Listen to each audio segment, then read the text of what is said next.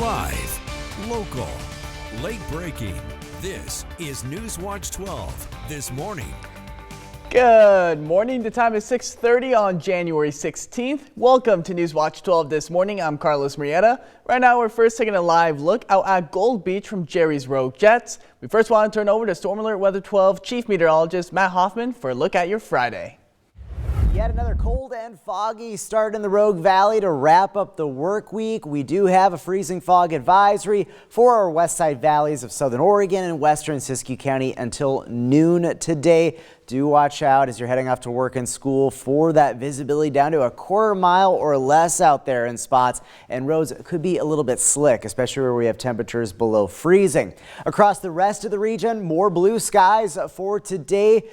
The clouds in the Rogue Valley will be a bit stubborn, but we should see decreasing clouds from south to north in the Medford area as we go throughout the day. If we can see those clouds break up a little bit quicker, temperatures will be a little bit milder than what we've seen the last couple of days. Elsewhere, temperatures will definitely be mild. 67 the high today for you folks in Brookings, 53 in Wairika, up to 51 in Klamath Falls, and highs topping out in the middle 40s in Medford if we can break out into some sunshine a little bit quicker than yesterday. A quick check of the drought monitor. Not too terribly bad for the region, but it has been a very quiet stretch of weather. I'll let you know if there's any rain or snow in the extended forecast coming up. Moving into our top story this morning, the Jackson County District's Attorney Office has completed a review of a disturbing incident at the Talent Library that sparked concern from staff and families. Investigators say while that happened and it raised serious red flags, they did not find evidence of a crime under Oregon law. NewsWatch 12 Samantha Gadara looked into what happened, what police found, and why no charges are being filed. Disgusting. I mean, if you want a good word for it, it's disgusting. Okay? And if I could find a reason to take you to jail right now, I would. But unfortunately, we can't. That statement came from Talent Police during a response to the Jackson County Library in Talent last month. Officers were called after witnesses reported a man watching videos involving nude children on a public computer, while families and kids were inside the library. All different kinds Every of time children. you walk by him, he there changes was a little it over. boy playing with the baby, kissing it. Naked children. Lots of naked But children. nothing like explicitly sexual. No, Nothing. not like I a didn't see Okay. like. I mean, it was enough for me to not I go felt this very uncomfortable. weird. Witnesses recorded the videos and gave them to police, saying the behavior felt suspicious and disturbing. Investigators and the district attorney's office say the material, while disturbing, did not meet Oregon's legal definition of child sexual abuse material. Yeah, they're naked, but it's not sexual in nature. From the video we saw that someone took was all like parenting videos and like lifestyle videos. So it's in this weird nebulous gray area of, yeah, there were naked children, but, right, but like none the of way it I was put it is like sexual. not any sane person. I put this in that I've been having this talk because I came into work and was like, I cannot get the freaking images out of my head. Oregon law defines child sexual abuse material as images or video showing a minor engaged in sexually explicit conduct. Prosecutors say nudity alone without sexual activity or sexualized posing does not meet that definition. To be sure, the Southern Oregon High-Tech Crimes Task Force conducted a forensic review of the computer. So none of it was like sexually explicit material, and all the law is written about it being, you know, like sexual abuse material. Investigators say they found no evidence of illegal material and no other actions that would support criminal charges. The man involved, identified as 33-year-old Nicholas Johnson, was questioned by police and acknowledged being aroused by the videos, though he denied viewing anything illegal. I would look at videos of naked children.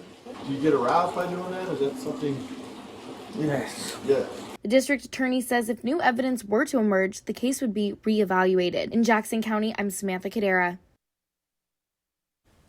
Jackson County Library Services and the Library District Board released a statement following the DA's decision, saying they are moving forward with improved staff training, a review of their policies, and additional technology tools for added protection. Now, this comes after the Library Board held an executive session yesterday.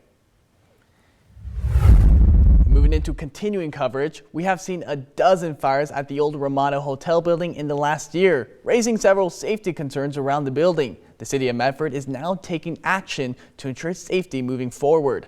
Last week, Medford police and a private security teams conducted a sweep of the building, removing individuals and later boarding it up. And now, city officials have fined the building's owner and have asked him to pay for 24/7 security. This stands today is we have assessed over $30,000 in fines to the current property owner for not dealing with securing that building and allowing the safety risk to occur. We have been very clear that he needs to secure that better. The city says if the building does go into foreclosure, they hope the lending institution will support the demolition of the building. Moving into the school watch, Klamath Falls City Schools and classified employees remain at an impasse after 2 negotiation sessions last month ended without a deal. Pressure on the district continues to build after the teachers in the Klamath County School District secured their strongest contract in more than 20 years this week. The Oregon Education Association's Dale Mallory, who has negotiated for both districts, says Klamath Falls City Schools' refusal to pay living wages is a values issue, not a budget issue. So our first mediation session is scheduled for February 25th. We need to have a minimum of 2 sessions. And, if we don't make any headway there, then, we're going to call for a strike. The Klamath Falls City School District's current proposal includes a $1.50 hourly raise, which Danskin says could leave classified workers worse off by cutting off public assistance. The dispute remains unresolved as both sides continue talks. And with the cold and flu season here, the Klamath County School District is working closely with the county public health to conduct extra cleaning and sanitize the schools. Now this comes after a high number of students called out due to illness at the 2 schools. And the district says over this extended weekend, the custodial teams will sanitize common areas, buses, and high-touch surfaces, helping them start the next week in the healthiest environment possible. An update from Ashland Fire and Rescue could affect what you pay and what's covered if you ever need an ambulance. Starting on February 1st, Ashland Fire and Rescue will only offer a basic ambulance membership, and the annual fee will drop from $66 to $55. Members will still receive 1 medically necessary ambulance transport each year at no cost, and additional medically necessary transports will be billed at 50% after insurance. And in a study session, United Soccer League officials made a presentation to City Council to discuss the possibility of Medford being home to a USL expansion team. Now, USL officials presented their plan to bring a professional soccer franchise to Medford. City staff wants to extend their letter of intent with the USL from 6 months to 1 year. This allows the league more time to complete early planning work and refine its proposal before returning to City Council. USL officials are excited to bring a sports team to the Rogue Valley. We could feel the energy, we could feel the excitement around sports, and in conversations with the city, we saw there's an interest to elevate Medford across the national stage, and we think that USL is uniquely positioned to do that. During the meeting, USL officials said they want to upgrade Spiegelberg Stadium to meet league standards. USL says the improvements will support a potential professional team and also give local middle and high school students a higher quality place to play. And community members are invited to come together for Ashland's annual MLK holiday celebration on Monday. The event runs from noon to 1:30 at the Ashland Armory. The celebration honors Dr. King's legacy with performances by students from SOU and local schools, choirs, and messages from civic leaders. The theme that we chose this year, the time is always right to do what is right. Just that reminder that not only on Monday when we celebrate Reverend Dr. Martin Luther King, but all year, that now is the time to do the right things.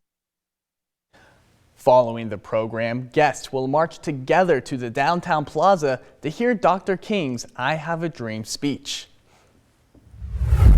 Today, the Curry County Board of Commissioners will be hosting a town hall meeting to discuss the community's concerns of the impacts of illegal camping and hazardous waste left behind by transients. The county government says that this and other concerns need to be addressed in order to prioritize public safety and respect for the community. The town hall will take place at the Harbor Grange Hall in Brookings at 6 p.m. And Medford Fire and the Medford Water has been working in partnership to revamp fire hydrants throughout the city to improve firefighting operations. Now the changes to those fire hydrants have already started, and they aren't just helping firefighters, but they are also improving ISO points, which determine strong fire suppression and protection across the community. Seeing that nice painted hydrant is a good indication that the hydrant's been maintained, that we're flushing the hydrants, that, there's work that's been done to make sure that this water system is prepared for the day when we need it. Later tonight, NewsWatch 12's Grace Ritz takes a ride with firefighters at Station 13 to learn more about what the colors mean. And if you're planning to hit the trails this weekend, there are a few spots in the Ashland watershed that you might want to avoid due to lingering smoke. Now take a look at the smoke from recent controlled burns. It's lingering near Horn Gap in the Ashland watershed, and it's expected to continue into today. The U.S. Forest Service says there is no threat to the watershed or nearby communities, and hikers are advised to avoid trails like Horn Gap and Rickety Trail while the smoke persists. And Siskiyou County says smoke may be visible in the Mount Shasta area today as CAL FIRE conducts planned pile burns. Now these burns are set to take place at the Black Butte transfer station, and anyone with further questions about the burns can reach out to the Siskiyou County's General Services Department.